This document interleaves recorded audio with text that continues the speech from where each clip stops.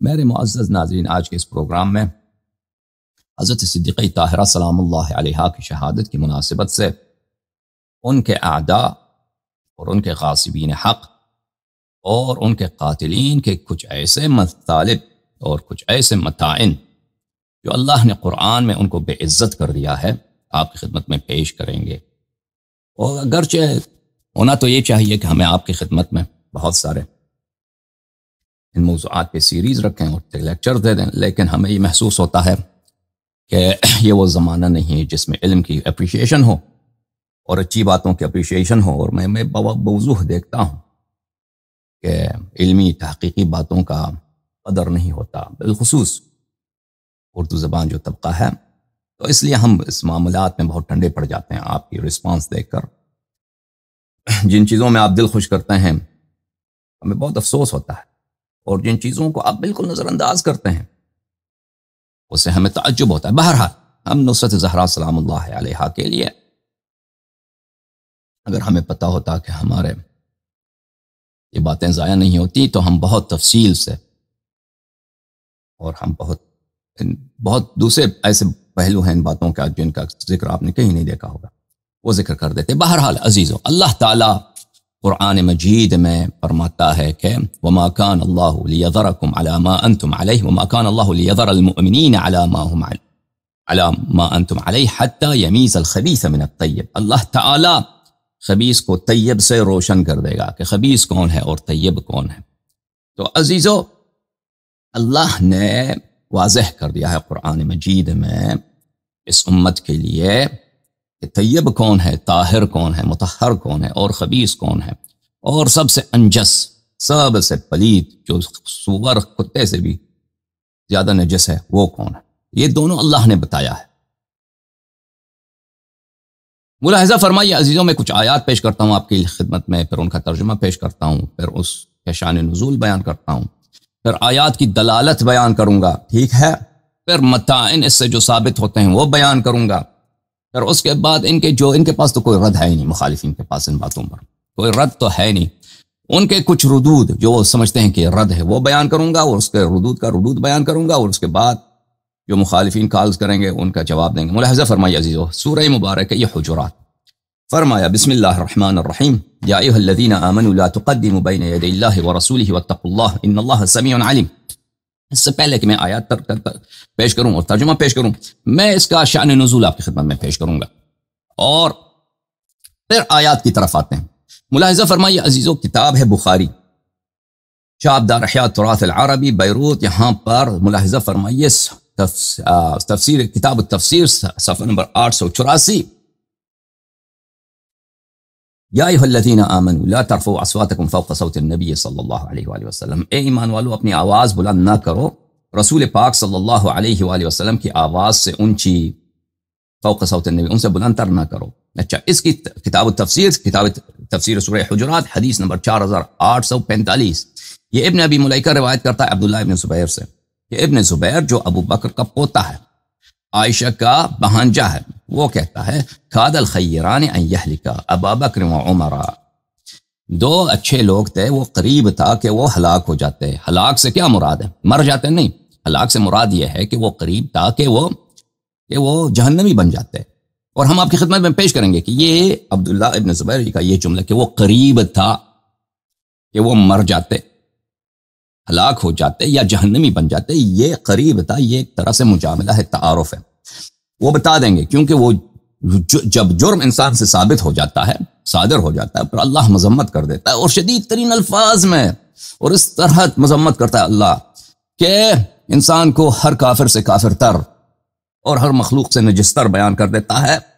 اور قرآن کی تصدیق ہر مسلمان کے واجب ہے، قرآن پہ شک کرنا یہ کفر ہے عزیزو۔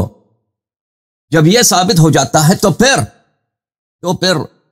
ان کی یہ ابن زبیر کا یہ جملہ کہ قریب تھا کہ وہ ہلاک ہو جاتے، پتہ چل جاتا کہ ایک تعارف ہے۔ اچھا، کیا ان دونوں نے رفع اصواتہما عند النبی صلی اللہ علیہ وآلہ وسلم، نبی کریم صلی اللہ علیہ وآلہ وسلم کی صحبت میں ان کے پاس انہوں نے اپنی آواز بلند کی۔ حین قدم علیہ رکب بنی تمیم، جب بنی تمیم کا رکب، بنی تمیم کا وفد، بنی تمیم کے کچھ لوگ ملنے آئے تھے، اور یہ سنہ 9 ہجری کا واقعہ ہے. نبی کریم صلی اللہ علیہ وآلہ وسلم سنہ 10 ہجری کے آخر میں 11 ہجری کے ابتداء میں وفات ہوئی ہے، یعنی بالکل وفات سے 1 سال پہلے. اچھا. فاشار احدهما بالاقرع ابن حابس اخی بنی مجاشع، ایک نے کہا کہ مشورہ دیا کہ کیا کرو، فلانے کو تم وہ بناؤ، اپنا گورنر بناؤ. واشار الاخر برجل آخر، دوسرا جو ابو بکر عمر میں سے، اس نے ایک دوسرے شخص کی اس نے اپوائنٹمنٹ کی، جو ہے اس نے تجویز کی. قال نافع لا احفظ اسمه، اس کا نام مجھے یاد نہیں. ابو بکر نے عمر سے کہا کہ تو ما اردت الا خلافی، تو میری مخالفت کے علاوہ کوئی نیت نہیں رکھتا. عمر نے کہا کہ میں تیرا مخالفت نہیں کرتا، ما اردت خلافک. فارتفعت اصواتهما فی ذلک، اس معاملے میں ان دونوں آپس میں ان کی آوازیں بلند ہو گئی. فانزل اللہ، پس اللہ تعالیٰ نے یہ آیت نازل کی ہے، یا ایھا الذین آمنوا لا ترفعوا اصواتکم. اچھا، یہ آیت وہاں پہ نازل ہوئی ہے. اچھا، صرف یہ آیت نازل ہوئی ہے؟ سنتے جائیں. مزید یہاں پر فکان عمر، ابن زبیر نے کہا عمر جو تھا یسمع رسول اللہ صلی اللہ علیہ وسلم بعد هذه الآیہ حتی یستفہمہ، عمر جو ہے اس آیت کے بعد اتنی دھیمی آواز سے بات کرتا تھا کہ رسول پاک صلی اللہ علیہ وآلہ وسلم کو اس سے مطالبہ کرنا پڑتا تھا کہ تم کیا کہہ رہے ہو، اتنی دھیمی آواز میں کہ پتہ نہیں چلتا تھا کہ یہ کیا کہہ رہا ہے. تو پوچھتے تھے کہ بھئی کیا کہہ رہے ہو تم. اچھا. ولم یذکر ذلک عن ابیہ یعنی ابا بکر، اور اس کو اپنے نانا سے یعنی ابو بکر کے متعلق اس نے ذکر نہیں کیا. بھئی یہ ایک حدیث. دوسری حدیث ملاحظہ فرمائیے. اچھا. ان الذین ینادونک من وراء الحجرات اکثرهم لا یعقلون، یہ آیت ہے، یہ اس باب کا عنوان ہے. عبداللہ ابن زبیر نے خبر دی، ابن ابی ملیکہ کہتا ہے عبداللہ ابن زبیر نے کہا کہ قدم رکب بنی تمیم، بنی تمیم کے ایک وفد نبی صلی اللہ علیہ وآلہ وسلم کے پاس آیا. ابو بکر نے کہا قعقاع ابن معبد کو گورنر بناؤ، ریپریزنٹیٹو بناؤ. عمر نے کہا نہ اقرع ابن حابس کو بناؤ. ابو بکر نے کہا کہ تو جو ہے تیری ارادہ یہی ہے کہ تو صرف میری مخالفت کرتا ہے. عمر نے کہا کہ نہیں، میں تیری مخالفت نہیں کرتا. فتماریا، ان دونوں میں مجادلہ ہوا، آپس میں جھگڑا کیا ان دونوں نے. حتی ارتفعت اصواتهما، تاکہ ان دونوں کی آوازیں بلند ہو گئیں. فنزل فی ذلک، اسی معاملے میں نازل ہوئی آیت یا ایھا الذین آمنوا لا تقدموا بین یدی اللہ ورسولہ، یہ نازل ہو گئی. اچھا، یہاں پہ بہت اہم جملہ ہے، یہ جملہ بہت اہم ہے عزیزو. یہاں پر حتی انقضت الآیہ، حتیٰ کہ یہ آیت ختم ہو گئی. انقضت الآیہ، یہ آیت کون سی آیت ختم ہو گئی؟ یہ آیت نازل ہو گئی حتیٰ کہ یہ آیت ختم ہو گئی. اس کے بعد کا جو جملہ ہے باب ولو انہم صبروا حتی تخرج الیہم لکان خیرا لہم، اور اس میں کوئی حدیث نہیں، اس باب میں کوئی حدیث نہیں ہے. اور اس کے بعد ہے سورہ قاف. اچھا، یہاں پہ ابو بخاری نے بہت بری طرح تقطیع کی ہے. بخاری نے کیا کیا ہے؟ تقطیع کی ہے، اور بہت بڑا خیانت کیا اس نے. وہ خیانت کیا ہے عزیزو؟ اس خیانت سے پہلے میں بخاری کا ایک اور باب آپ کو دکھاتا ہوں، پھر خیانت دکھائیں گے، غداری دکھائیں گے اس شخص کا. یہ صفحہ 1289 ہے. یہاں پر ایک باب ہے، چیپٹر ہے ما یکرہ من التعمق والتنازع فی العلم، کہ علم میں تعمق کے لیے تنازع مکروہ ہے. اور اس میں حدیث نمبر، ٹھیک ہے، حدیث نمبر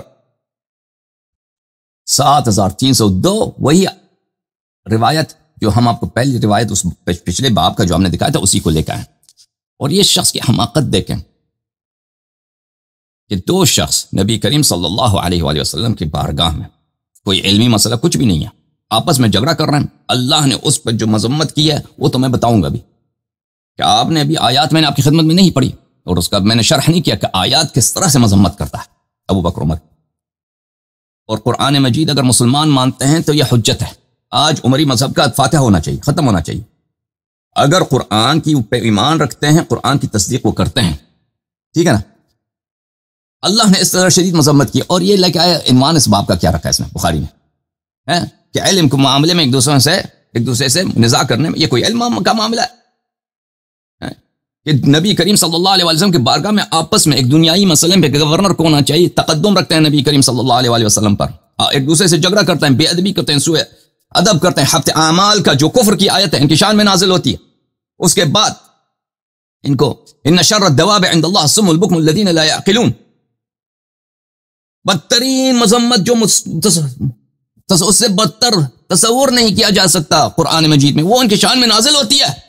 اور عنوان باب کا عنوان کیا رکھتا ہے بخاری؟ علم کے معاملات میں ایک دوسرے سے تنازع نہیں کرنا چاہیے، اس میں کراہت۔ اچھا